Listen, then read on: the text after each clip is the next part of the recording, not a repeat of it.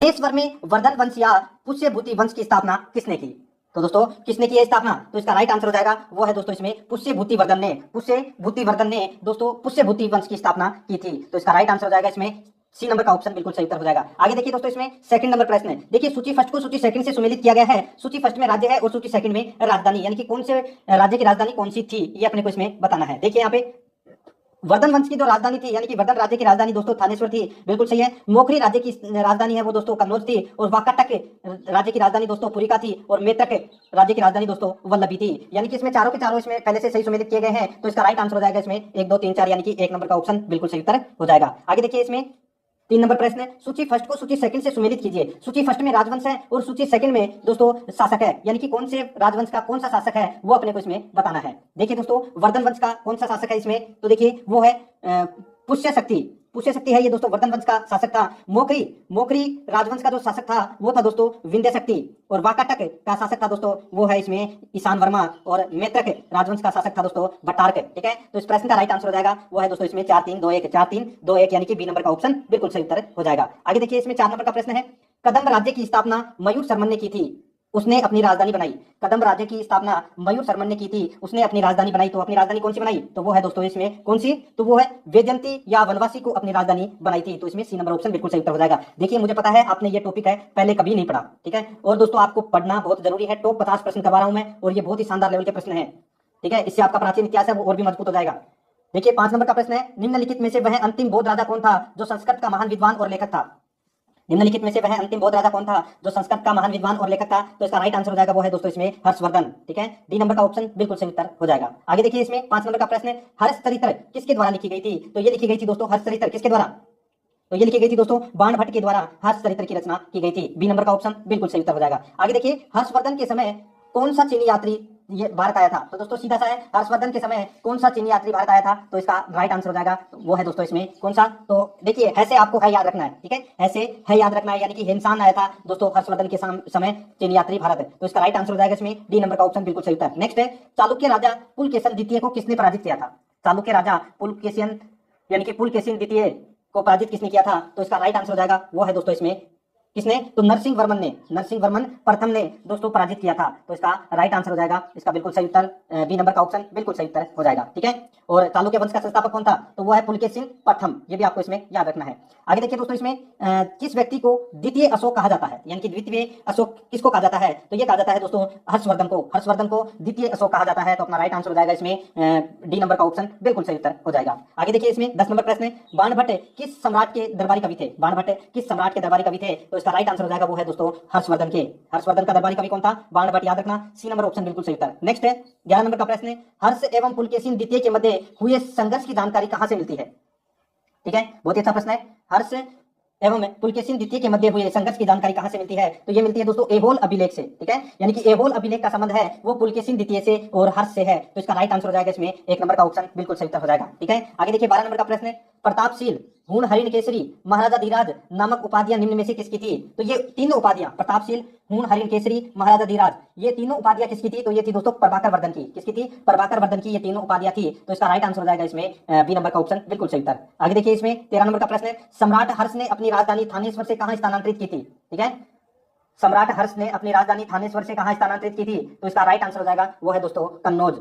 ठीक है, सी नंबर का ऑप्शन बिल्कुल सही उत्तर हो जाएगी। ठीक है, हो जाएगा। हर्षवर्धन ने अपनी राजधानी है वो थानेश्वर से विस्थापित कर कन्नौज में स्थापित की थी, ये आपको इसमें याद रखना है। तो इसका राइट आंसर सी नंबर का ऑप्शन हो जाएगा। और ये हर्षवर्धन है ये कौन से वंश का शासन है, कौन से वंश का शासक है? तो ये पुष्यभूति वंश का शासक है हर्षवर्धन। ठीक है, सी नंबर ऑप्शन बिल्कुल सही उत्तर हो जाएगा। आगे देखिए इसमें शकलोत्तरापत नाथ, देखिए शकलोत्तरापत नाथ किसे कहा गया है? तो ये कहा गया है दोस्तों किसे? ये हर्षवर्धन को कहा गया है। तो इसका राइट आंसर इसमें बी नंबर का ऑप्शन बिल्कुल सही उत्तर हो जाएगा। आगे देखिए दोस्तों इसमें हेनसान ने किसे शिलादित्य कहा है? हेनसान ने किसे शिलादित्य कहा है? तो इसका राइट आंसर हो जाएगा वो है दोस्तों इसमें हर्षवर्धन को शिलादित्य कहा है हेनसान ने। तो इसका डी नंबर ऑप्शन बिल्कुल सही उत्तर हो जाएगा। 16 नंबर का प्रश्न है। इसमें देखिए गुप्त वंश के ह्रास के पश्चात उत्तर भारत में बड़े भाग का पुनर्गठन किसने किया? गुप्त वंश के ह्रास के पश्चात उत्तर भारत में बड़े भाग का पुनर्गठन किसने किया? तो इसका राइट आंसर हो जाएगा वो है दोस्तों इसमें कौन सा? तो वो है इसमें हर्षवर्धन ने। तो इसमें सी नंबर का ऑप्शन बिल्कुल सही उत्तर हो जाएगा। आगे देखिए इसमें 17 नंबर का प्रश्न है। बंगाल का कौन सा शासक हर्ष के समकालीन था? तो बंगाल का कौन सा शासक हर्ष के समकालीन था? तो ये था दोस्तों शशांक। ए नंबर का ऑप्शन बिल्कुल सही उत्तर हो जाएगा। आगे देखिए इसमें 18 नंबर प्रश्न है। चालुक्य शासक पुलकेशिन द्वितीय ने किस नदी के किनारे हर्षवर्धन को परास्त किया था? चालुक्य शासक पुलकेशिन द्वितीय ने किस नदी के किनारे हर्षवर्धन को परास्त किया था? तो इसका राइट आंसर हो जाएगा वो है दोस्तों कौन सी नदी के किनारे? तो वो है नर्मदा नदी के किनारे। सी नंबर का ऑप्शन बिल्कुल सही उत्तर हो जाएगा। 19 नंबर प्रश्न है, हर्ष के शासनकाल में उत्तर भारत का सबसे महत्वपूर्ण शहर कौन सा था?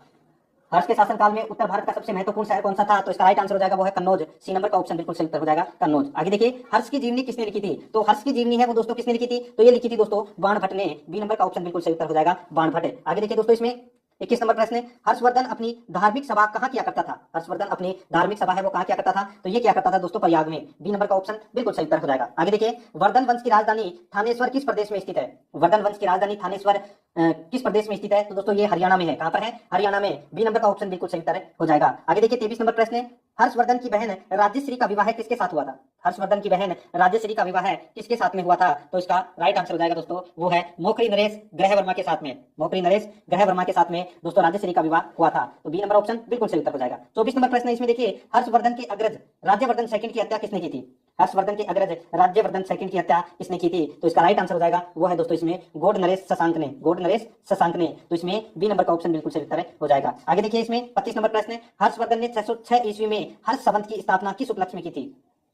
देखिए, इसमें हर्षवर्धन ने 606 ईस्वी में हर्ष संवत की स्थापना किस उपलक्ष्य में की थी? तो इसका राइट आंसर हो जाएगा वो है दोस्तों अपने राज्यारोहण के उपलक्ष्य में हर्ष संवत की स्थापना की थी। तो इसका राइट आंसर हो जाएगा इसमें ए नंबर का ऑप्शन बिल्कुल सही उत्तर। नेक्स्ट है 26 नंबर प्रश्न, इसमें देखिए, कौन वर्धन वंश की राजधानी थानेश्वर से कन्नौज ले गया? तो मैंने आपको अभी थोड़ी देर पहले बताया था, हर्षवर्धन ने अपनी राजधानी थानेश्वर से विस्थापित कर कन्नौज में स्थापित की। तो इसका राइट आंसर हो जाएगा ए नंबर ऑप्शन बिल्कुल सही उत्तर हो जाएगा हर्षवर्धन। आगे देखिए, इसमें कन्नौज किस प्रदेश में स्थित है? तो कन्नौज है, देखिए अभी मैंने आपको बताया था थानेश्वर। थानेश्वर कहां पर है? तो ये हरियाणा में है। और कन्नौज कहां पर है? तो ये उत्तर प्रदेश में है। तो इसमें ए नंबर का ऑप्शन बिल्कुल सही उत्तर हो जाएगा। आगे देखिए, हेनसान की भारत में यात्रा के समय सूती कपड़ों के उत्पादन के लिए सबसे प्रसिद्ध नगर था।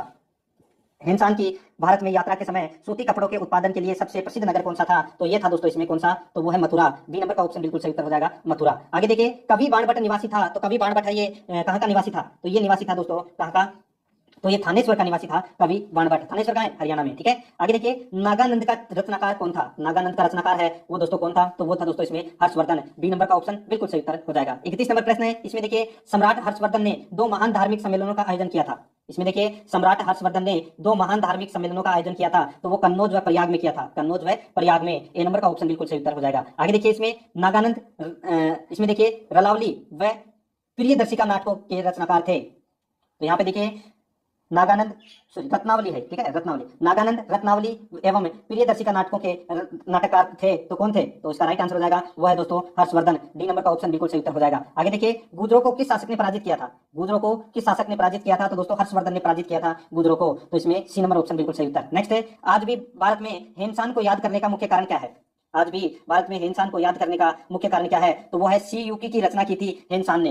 ठीक है, जिसमें भारतीय इतिहास के बारे में जानकारी मिलती है। तो इसमें डी नंबर का ऑप्शन बिल्कुल सही उत्तर हो जाएगा। आगे देखिए, हर्षवर्धन के विजयी जीवन में एकमात्र पराजय देने वाला पुलकेशिन द्वितीय कहां का शासक था? हर्षवर्धन के विजयी जीवन में एकमात्र पराजय देने वाला पुलकेशिन द्वितीय कहां का शासक था? तो ये दोस्तों शासक था कहां का? तो ये वातापी या बदामी का शासक था। तो इसमें ए नंबर ऑप्शन बिल्कुल सही उत्तर हो जाएगा। नेक्स्ट है, हर्षवर्धन ने अपनी पुत्री का विवाह वल्लभी नरेश से किया, जो कि उसकी एक बड़ी कूटनीतिक उपलब्धि थी। हर्षवर्धन ने अपनी पुत्री का विवाह वल्लभी नरेश से किया, जो कि उसकी एक बड़ी कूटनीतिक उपलब्धि थी। तो इसका राइट आंसर हो जाएगा वो है दोस्तों इसमें वो है ध्रुवसेन सेकंड। ए नंबर का ऑप्शन बिल्कुल सही उत्तर हो जाएगा। आगे देखिए, इसमें 641 ईस्वी में किसने चीन के राजा ताई तसुंग के पास एक राजदूत भेजा? तो यहाँ पे देखिए बहुत अच्छा प्रश्न है। ठीक है, कि किसने चीन के राजा ताई तसुंग के पास एक राजदूत भेजा था 641 ईस्वी में? तो ये भेजा था दोस्तों किसने? तो ये भेजा था हर्षवर्धन ने। तो इसमें डी नंबर का ऑप्शन बिल्कुल सही उत्तर हो जाएगा। ठीक है, आगे देखिए, इसमें 38 नंबर प्रश्न है, हर्षवर्धन के भारतीय मिशन के जवाब में चीनी सम्राट ताई सुंग ने 3 चीनी मिशन हर्षवर्धन के दरबार में भेजे, जिसमें से एक मिशन हर्षवर्धन के मरणोपरांत पहुंचा। अंतिम मिशन में शामिल उस चीनी राजदूत का नाम क्या है, जिसने हर्ष की मृत्यु के तुरंत बाद जो घटनाक्रम घटित हुआ उसका विस्तार से वर्णन किया? तो वो किसने किया था वर्णन? तो वो किया था दोस्तों वांग हवेन तसे। वांग हवेन तसे ने। तो इसका राइट आंसर हो जाएगा ए नंबर का ऑप्शन बिल्कुल सही उत्तर हो जाएगा। नेक्स्ट है, किस चीनी यात्री को वर्तमान शाक्य मुनि एवं यात्रियों का राजकुमार कहा जाता है? किस चीनी यात्री को वर्तमान शाक्य मुनि एवं यात्रियों का राजकुमार कहा जाता है? तो ये कहा जाता है दोस्तों किसे? तो ये कहा जाता है हेनसान को। तो इसका राइट आंसर हो जाएगा इसमें बी नंबर का ऑप्शन बिल्कुल सही उत्तर। नेक्स्ट है, हेनसान भारत में लगभग कितने साल रहा?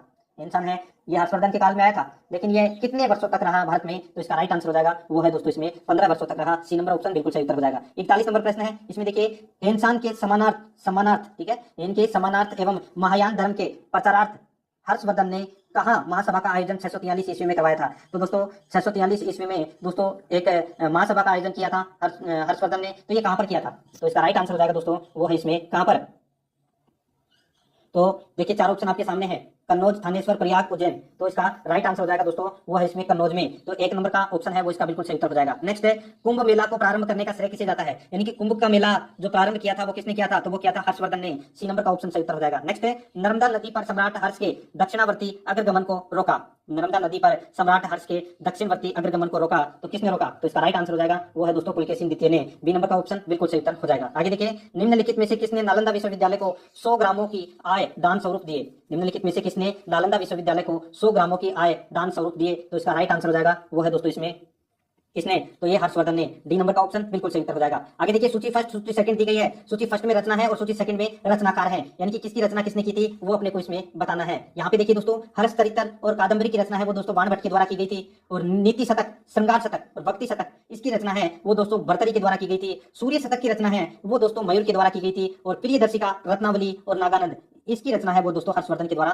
की गई थी। तो इस प्रश्न का राइट आंसर 4 2 3 1 हो जाएगा। 4 2 3 1 यानी कि एक नंबर का ऑप्शन है वो इसका बिल्कुल सही उत्तर। नेक्स्ट है 46 नंबर प्रश्न है, निम्नलिखित में से कौन हर्षवर्धन के दरबार से संबंध नहीं था? तो हर्षवर्धन के दरबार से संबंधित कौन नहीं था? तो इसका राइट आंसर हो जाएगा वो है दोस्तों इसमें कौन? तो वो है कालिदास। बी नंबर का ऑप्शन बिल्कुल सही उत्तर हो जाएगा। 47 नंबर प्रश्न है, इसमें देखिए कथन ए, हर्षवर्धन ने किसी नवीन शासन प्रणाली को जन्म नहीं दिया। कारण आर देखिए, इसमें हर्षवर्धन ने गुप्त शासन प्रणाली को कुछ संशोधनों के साथ अपनाया। तो दोस्तों कौन सा सही है इसमें? तो इसमें देखिए दोनों सही है और आर एक ही सही व्याख्या भी करता है। तो इसका राइट आंसर हो जाएगा एक नंबर का ऑप्शन है वो इसका बिल्कुल सही उत्तर। नेक्स्ट है, कौन सही सुमेलित है? तो यहाँ पे देखिए कौन इसमें सही सुमेलित है? तो देखिए अवंती ये हर्षवर्धन का प्रधानमंत्री था, सिंहनाद ये दोस्तों महासेनापति था, कुंतल है ये दोस्तों सेनापति था अश्वसेना का। तो ये सारी सही है इसमें। तो डी नंबर का ऑप्शन बिल्कुल सही उत्तर हो जाएगा। देखिए कथन किसका कथन है कि भारत के लोग गर्म मिजाज के हैं, उन्हें जल्दी गुस्सा आता है परंतु ईमानदार होते हैं, भारतीय स्वच्छता प्रेमी है। तो इसका राइट आंसर हो जाएगा ये किसने कहा था? तो ये हेनसान ने कहा था, चीन यात्री है ना इसलिए। सी नंबर ऑप्शन सही उत्तर। नेक्स्ट है, अग्रहार का अर्थ था। तो अग्रहार का अर्थ क्या था? तो ये था दोस्तों ब्राह्मणों को दिया जाने वाला कर मुक्ति भूमि अनुदान, ये था अग्रहार। ठीक है।